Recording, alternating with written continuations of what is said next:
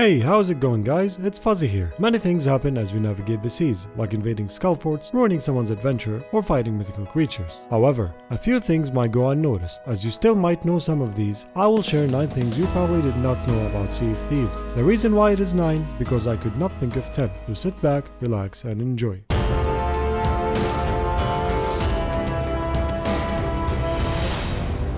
Number 1. How many times did you know that other ships have loot due to a huge green glow emitting from these skulls, which caused you to chase and find their hiding spot? This cursed glow shines through the hull and increases with distance, not to forget the sound it emits. If you'd like to prevent that, find one of these treasure chests that you can open. They are usually on the shores of islands. Make sure you place the skull in there and not only drop, as it's a common mistake. Placing gems or skulls in a treasure chest will prevent them from emitting sound or light. Even though these chests have a sparkle from a distance, it still won't shine through the hull like skulls and gems. Number 2. Boots. Sometimes I can tell where someone is on my ship from the sound of their shoes while they are running. If you test that yourself, running with shoes on produces a sharper sound even on sand, and might give away direction and location in terms of close combat PvP.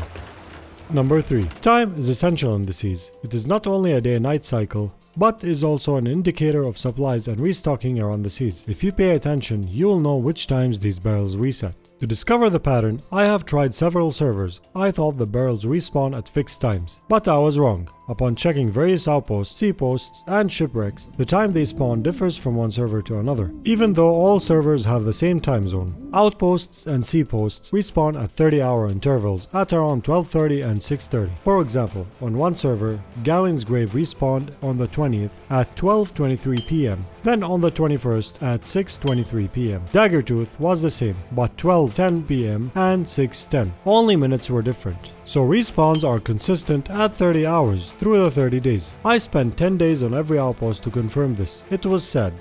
Seaposts work the same way. Now as for shipwrecks, especially if you want to grind the Hunter's Call, respawn times are around 9:30 and 3:30 with 30-hour intervals. But the difference is that shipwrecks have a partial respawn, which means not all barrels fill up after the initial spawn. With that in mind, if a player is nowhere near a shipwreck, it will despawn after 30 hours, and a new one will be on the map with a high amount of supplies and fish. If you want to grind Hunter's Call and you are fishing by a shipwreck, empty the whole ship including loot, and check it every 6 in-game hours starting at 9:30 or 3:30.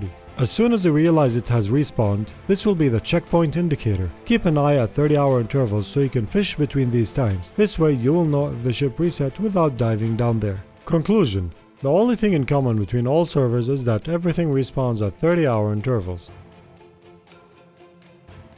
Number 4. When doing cargo runs, if anyone still does, you do not have to look for the required NPC. To make it easier for us, Rare named all NPCs with initials that relate to their job.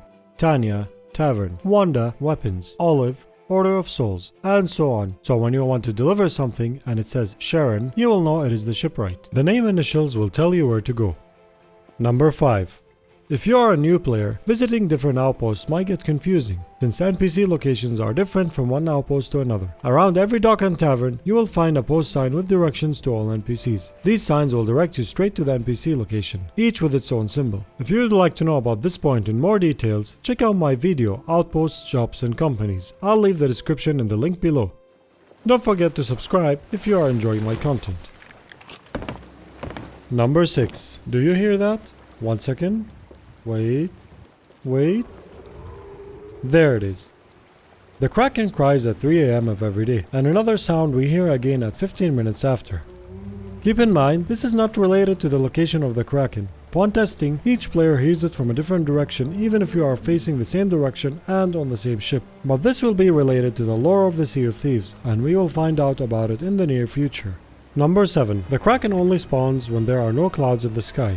Not typical clouds, but skullfort or skeleton fleet clouds. If you are sailing and you see one of the clouds despawn, there is a chance of a Kraken. If you want to avoid the encounter, immediately navigate and get closer to the nearest rock or island, as the Kraken will not spawn if you have anything solid near you. If you are wondering why the Kraken spawns where there are no clouds, it is because of server limitations. The server cannot handle all the AI and callbacks happening at the same time, yet.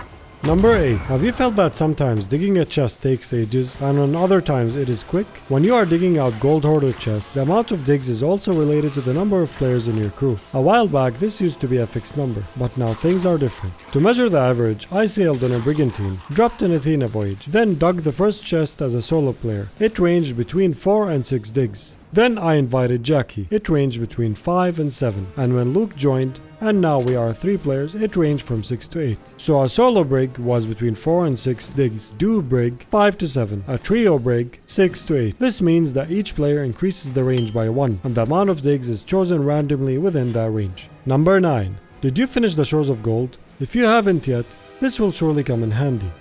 Do you know the Compass Vault at Tribute Peak? Walking there holding that medallion takes too long. How about we use our neighborhood friendly rock that will get us to the vault in a few seconds? No, this is not a glitch as I do not promote that stuff. When you are in the main parking area, look to your left. You will see a rock that has trees at the top of it. Take your medallion and walk there. Go to the left edge of the rock and climb up. Awesome! That was much faster than going all the way around. Rare, please keep it that way. Do you know other things that aren't mentioned here? Feel free to join my Discord and let me know. Maybe we'll cover a new list in a future video. Please like and subscribe if you enjoy my content, and don't forget the bell button so you can stay notified with my latest videos. Thank you for watching and happy sailing.